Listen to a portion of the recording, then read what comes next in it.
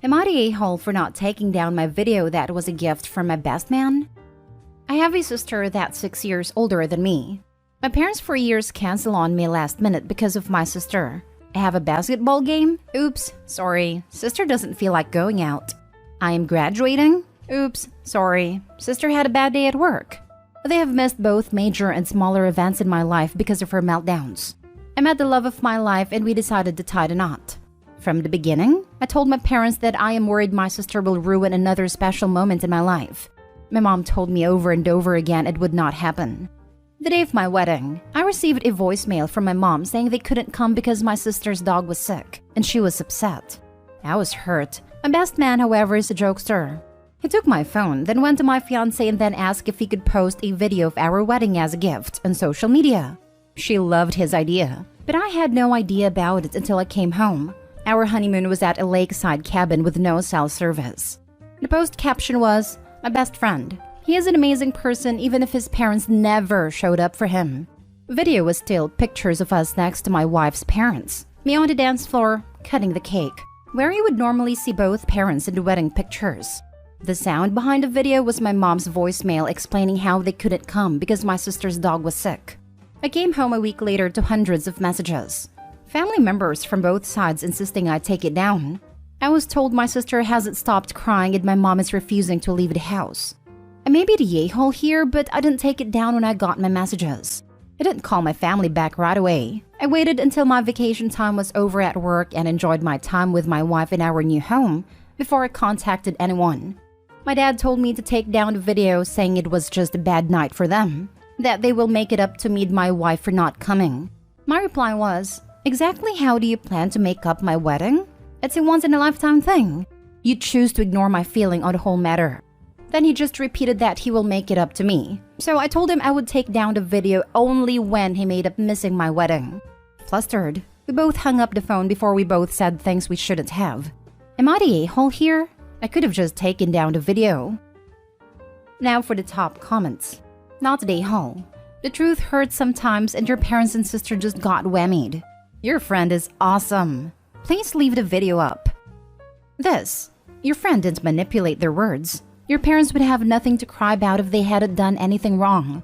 They skipped your wedding with one seriously pathetic excuse. Let them feel the effects of that. Your friend is the true MVP in this story. OP, keep that video up until the end of time. Your parents need to be reminded just how much they failed you and favored your sister. Your family doesn't like it. Lucky for you, you just married into a new one. Not the a-hole. Oh, not only would I leave it up, but would start a YouTube channel and add to it. You know, when you post holiday pictures with your mom speaking over it with, "Sorry, we can't make it. Sissy has a pimple." Or when you post baby pictures with mom/dad saying, "Sorry, but Sissy is having a bad hair day." Post links here, Facebook, Twitter. Monetize it to make a nice nest egg and enjoy your life sissy-free. Not the a-hole. They were finally called out on their blatant favoritism and they obviously didn't take it well. I'd hold off inviting them anywhere or to anything, OP, at least for a while. Don't make them your first priority when you clearly aren't theirs.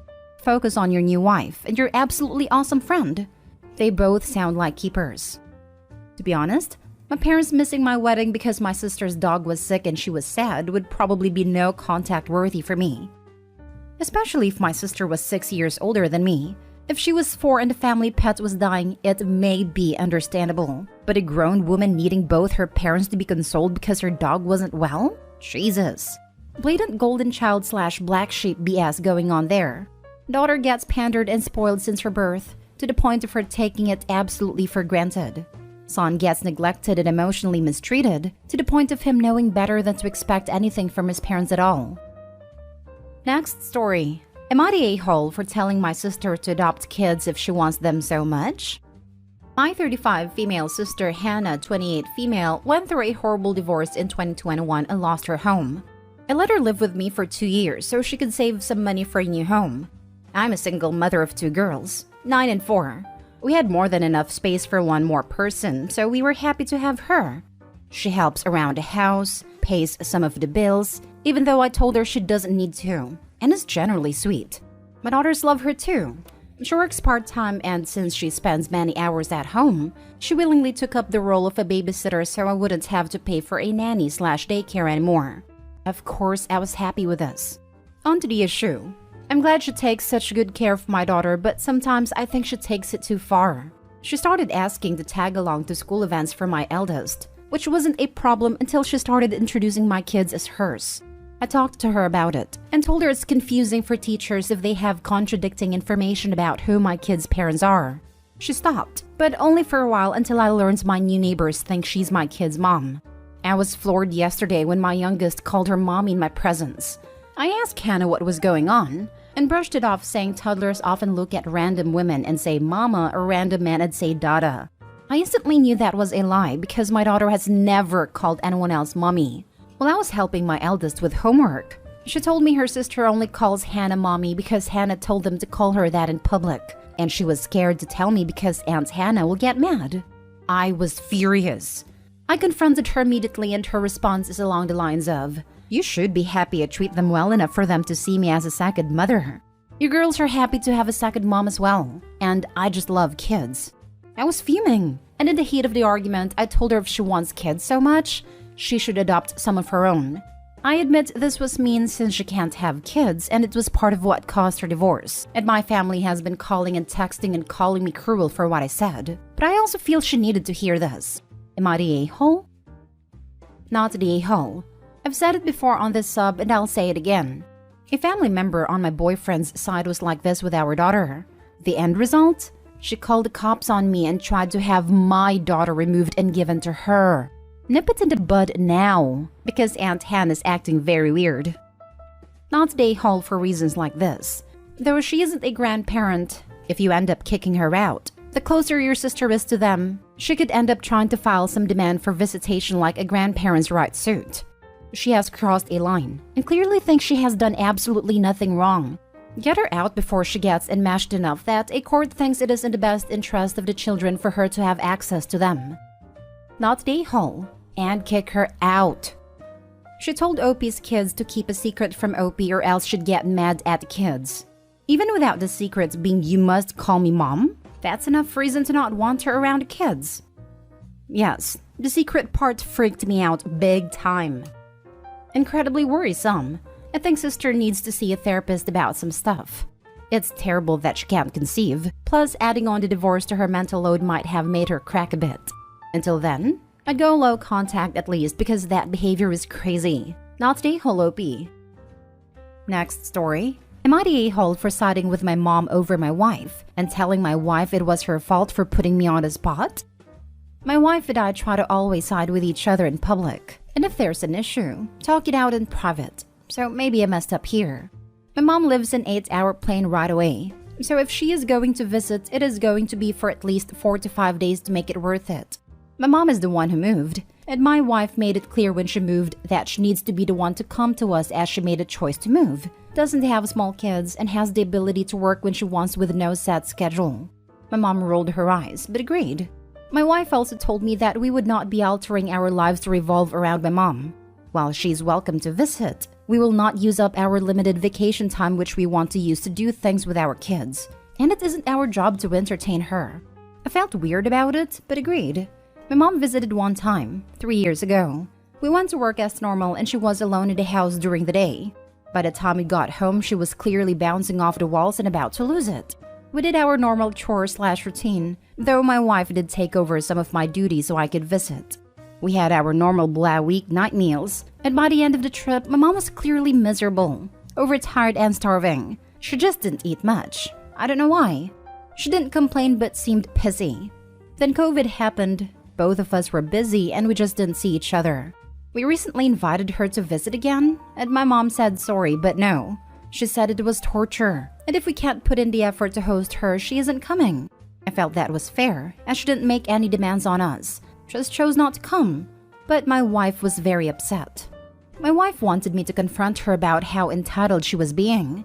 I refused, so she called my mom and accused her of being childish and needed constant entertainment. My mom and her got into it, with my mom yelling that we were horrible hosts, and she was so bored she actually cried one day. She said she doesn't owe us her time if we don't want to put time into her, and she will never visit again unless something changes. But we have an open invitation to visit her. My wife asked me if I was going to get involved. My mom said I need to get my wife to stop attacking her. My wife demanded to know whose side I was on, and I said my mom's. My mom began laughing. My wife teared up and hung up. Now she feels I betrayed her and that I'm a mama's boy, though I haven't even seen my mom in 3 years. I told her it is her fault for putting me on the spot, and I just think my mom is entitled to the boundary if she doesn't want to visit. Now for the comments. I mean, if you want to plan things and host your mom with activities and great meals, what is stopping you? It seems to me like your wife doesn't want to be expected to drop all her responsibilities to plan, prepare, and be the host, a role that women have been conditioned to take automatically. I would also guess that your wife may feel daunted by what hosting usually means for her. Personal time off? Sure, but also planning activities, reservations and meals, cleaning and setting up guest room, cooking/grocery shopping, ensuring the kids have the right balance of grandparent time, educational time, downtime, etc. That's stressful. If you want your mom to come, have a conversation with your wife about how to ensure you can be welcoming and gracious hosts without overburdening your wife, meaning you take on more of these responsibilities because it's your mom. His wife. She runs Opie's life. We will never take the kids to visit your mother. We won't be taking any PTO during your mother's visits. We won't in any way alter our daily routines and will behave as if your mother isn't here.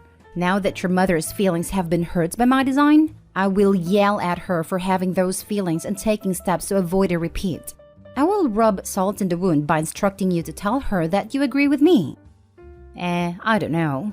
I think there's more to the story.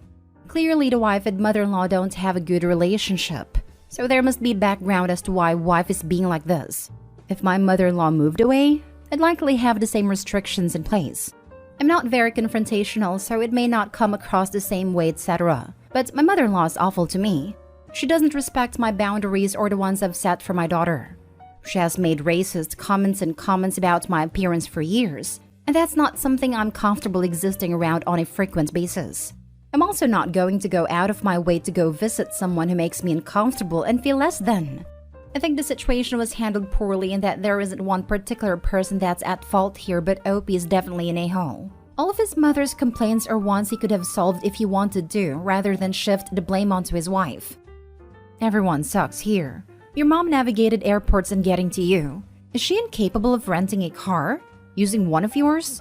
Your mom was starving because she expected someone to shop and cook for her. She's acting super entitled and that her visit required everyone to drop what they were doing for her. Sounds like she is high maintenance and your wife had her number even before your mom moved away. I will say your wife saying that you couldn't take time off when your mom visited was wrong. Maybe you don't take a full week off as PTO is precious, but a couple of days wouldn't have been inappropriate. She also was foolish to call your mom and argue with her instead of just leaving it alone. You are the a-hole because you denigrated your wife in front of your mother, plus not helping your mom have a better trip the first time around. We'll talk about all this later, or let's end this call and speak again another time, or a zillion other non-committal answers were better than saying, I'm on my mom's side. I'd go to counseling with your wife if I were you. Both of you have stuff to apologize for. But your mother is the biggest a-hole. She's driving a wedge in and she knows it, and you fell for it. Last story. Am I the a-hole for being strict with one daughter and lenient with the other? I, 44 female, am the mother to 2 wonderful girls. For the sake of privacy, call them Claire, 16 female, and Lucy, 15 female. I love them both very much, but I do not treat them the same. This is because their interests are different. Claire is not very good at school. She is always getting bad grades, and she simply can't focus. At first, we thought it was ADHD, but it turns out she's just not very academically gifted. On the other hand, Lucy is amazing at school consistently. Top of her class, gets a 4.0 GPA, perfect grades and all that. So what we have started doing is treating them differently. We realized that Claire is probably not going to university. I don't think she has good enough grades to get in and wants to go to trade school anyway. So we respect that and allow her to go out and hang out with her friends. But because Lucy is so gifted, we have taken the opportunity to nurture her genius. We signed her up for a sort of math/robotics camp. We asked her to do the next year's homework to stay ahead, We encourage her to do extracurricular activities. We get her to train for academic competitions. Everything. A bit more controversially, they have different screen time limits, as Lucy is taking more academically rigorous coursework and needs to study and focus more. We live in the Bay Area, so it is very competitive to go to university here, which is why we are pushing her so much. We know she will thank us later in life that we have given her a good environment to encourage her intellect. The problem is that Lucy and I got into a fight, where she asked me why Claire is allowed to go out and do non-academic things, and I replied that the reason is because they don't have the same ambitions. Lucy got mad and told me I was favoring Claire over her, to which I replied that was not true. Truth be told, I love both of them equally and I want the best for both of them. But realistically, if Lucy doesn't spend her time preparing college apps, doing extracurriculars and using her intellect, she's wasting it. While Claire doesn't need to spend as much time on her future as there is much less uncertainty. I feel bad, and while I know I'm doing the right thing, at a core I feel like there might be something wrong with the way we have approached Lucy's education. Am I the a-hole? Edit, people are accusing me of abandoning Claire. Claire knows and agrees with this arrangement, as I have looked into options for community college or trade school with her. Her GPA is not good enough for any university, and she knows it. I am in no way insulting her. She is very much aware of her situation. She is very pragmatic and responsible. No. Giving up on one daughter while micromanaging and pushing another is not treating them fairly. It is fine to treat your children differently as long as you treat them fairly. But you're not doing that. You're the a-hole. Putting all your expectations on one child while giving up on the other is terrible parenting. Opie, I was ready to say not the a-hole if you were pushing Claire to try and achieve more. But you're the a-hole. A major one at that. Lucy is doing well in school. But you putting extra weight of academic responsibilities on her is going to result in her rebelling. It's better to give her some freedoms. Sit with her and discuss with her what her academic goals are. If they are to get into a top university like Harvard, then yes, tell her she will need to focus more on her schoolwork.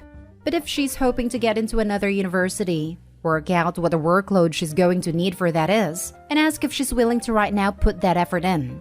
Lucy needs to be a part of this conversation of how much time she's dedicating to her schoolwork. Otherwise, she won't be able to fully understand its value, and she will lose motivation, and her intellect will seem like a burden to her rather than a gift. Universities also like to look at people who have life experience. Focusing 100% on school and extracurricular doesn't always pay off. Also, don't lose sight of her personal mental health. Being able to have some personal time and freedom will help her stay calm, focused, and enjoy life.